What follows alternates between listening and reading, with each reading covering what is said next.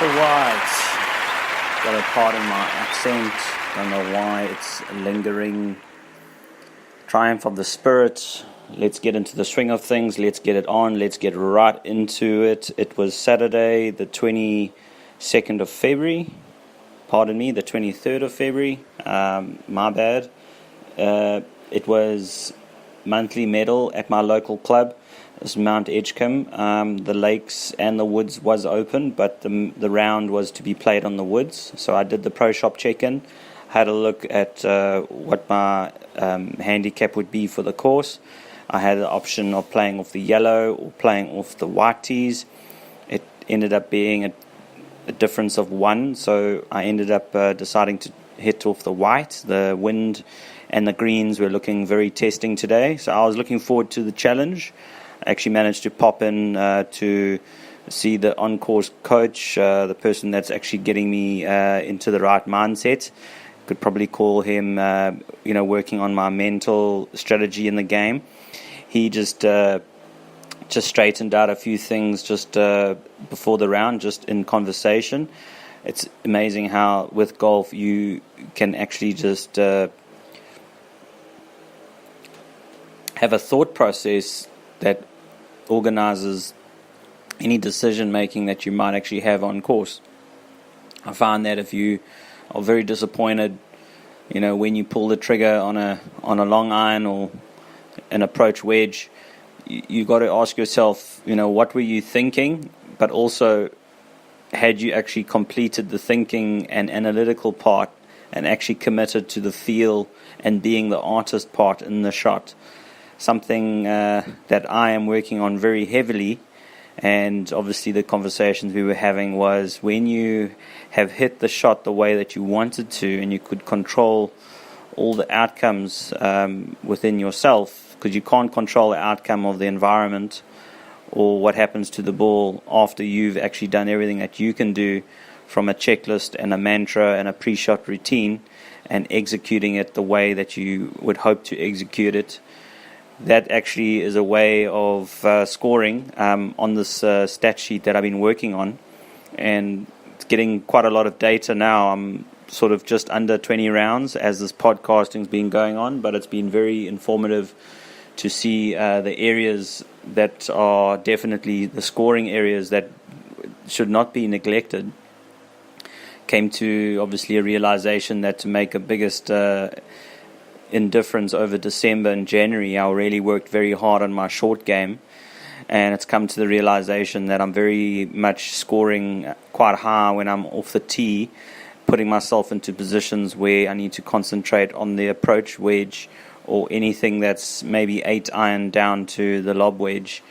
And at the end of the day, I'm looking at some of the stats, and I mean some of the approach wedges were scoring at about 25 to 30% of just hit greens, which is a problem. It means that if you short or long, it's not really the technical aspects of the swing, but more actually the decision that's been made on course. So I took this quite seriously, and it is showing in the data, and that was the conversation that I had with Mickey Hoff just in his offices before tee-off at around 12:50.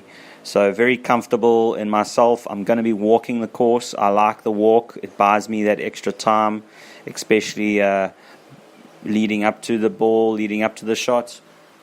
I've got some pre-shot routines that can start playing out, and one doesn't have to be over the ball too long. So the walking was going to be definitely an influence on my posture as the round goes on. I know that. It's not just the environment, but it's also you carrying a bag, because it's still very wet and thick underneath the foot, and pushing a cart I find is just as labor intensive as, for example, carrying a bag. So we'll see how the week goes. We've had 2 or 3 days of ultimate sunshine, so I'm sure that the course is hardening in some places, but there's been quite a lot of rain on average over the last 3 to 4 weeks, and it'll be very interesting how the green staff deal with some of the some of the irrigation that they need to keep the greens going, and how they cut the greens. I wouldn't want to cut any of that broadleaf on the woods very short. It will completely influence the look of the green and also the grain of the green. So enough said. I just want to go through my 18-hole medal, and when you look at medal, you're not always going to play some of the aggressive shots that would be on a meet day or a midweek Stableford competition. Medal was about me taking the club that I felt most confident with and whether I could find the fairway. So as I speak and go through my round, hole by hole, I will actually mention whether I achieved, obviously, the circles being the fairway, the green, and then how to hole out. Those are definite strings of mental scoring that I'm taking into each round, but also trying to save quite a lot of energy, especially the analytical part of the on-course decision, and trying to let a lot more feel and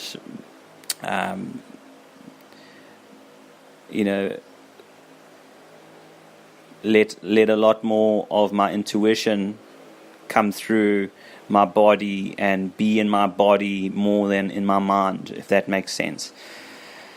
So this is all going on, and at the end of the day, it's just one shot at a time. And on the 10th, that was where I started off the white tees. It was into a left shoulder wind. It was definitely a crosswind, and I'm now hitting my favorite club at the moment, which is my 3-degree hybrid. It's like a 3-iron hybrid, and it's probably about 21 degrees the loft. And I hit a really decent swing. Everything was in the moment. Nothing was ahead, and I was very happy to find my first fairway on my first shot of the day. And I've got myself possibly a sandwich in range, because I found the fairway, and on the 10th you have a very wide green, and it's not that deep. It's probably about 17 meters deep.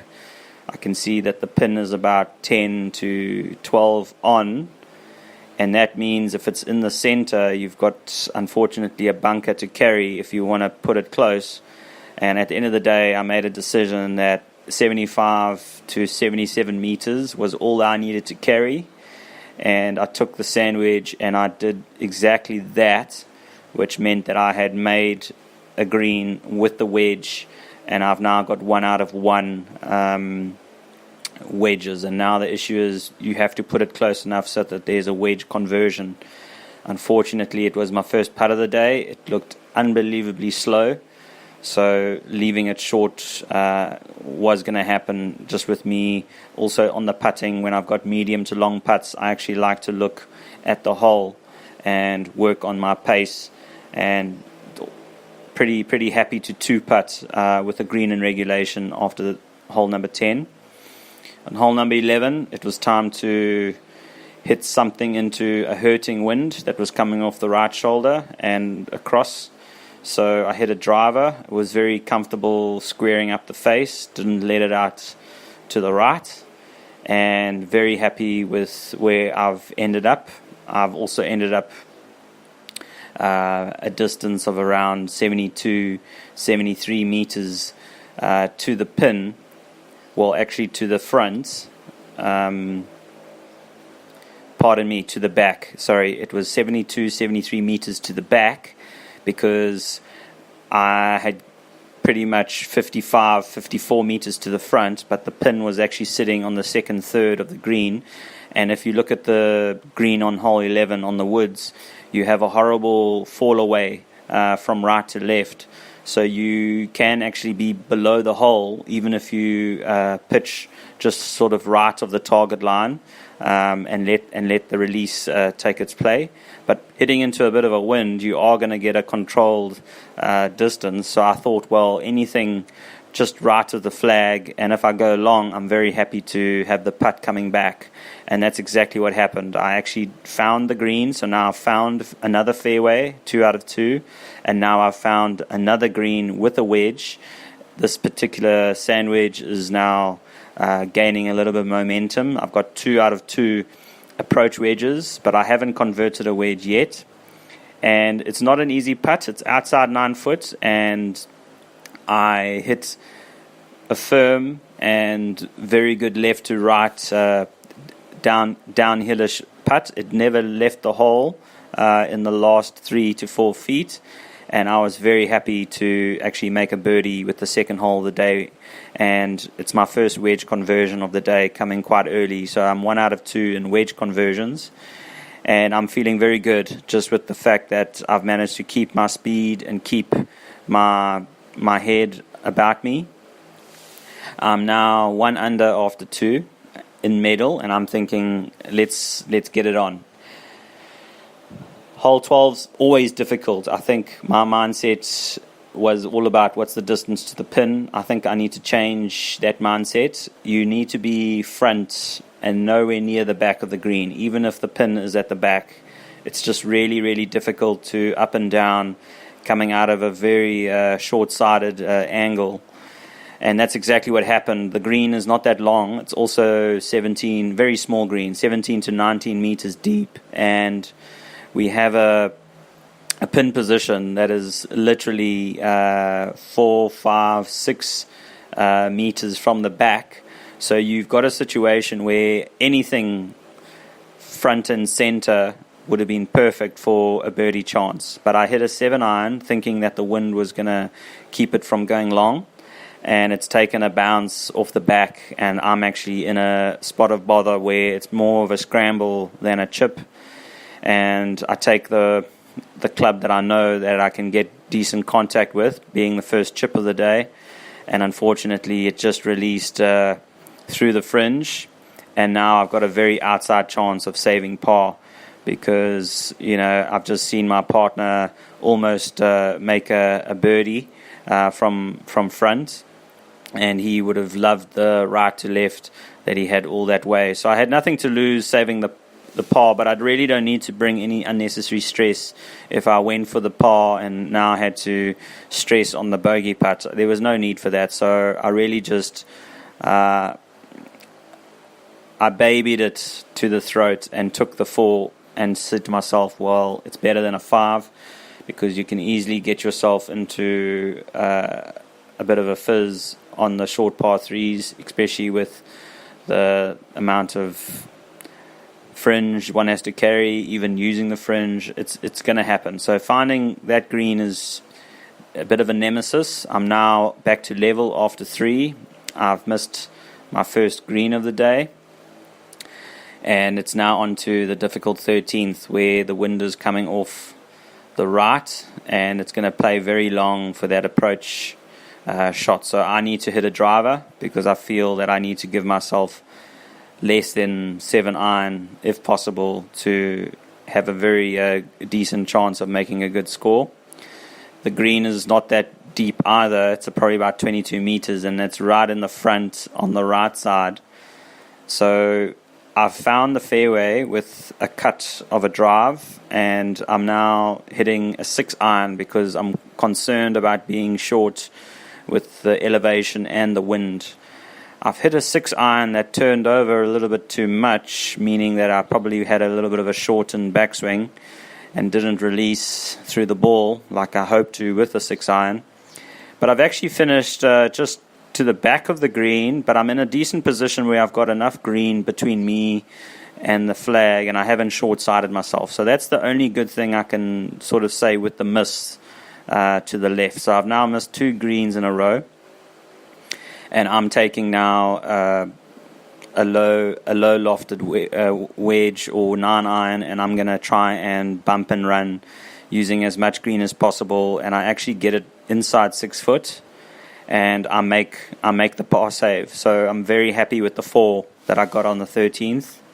I'm now even after 4 holes. It's time to go on to the 14th, and it's going to be the par 5 that you should be scoring on, but it's metal and you can make big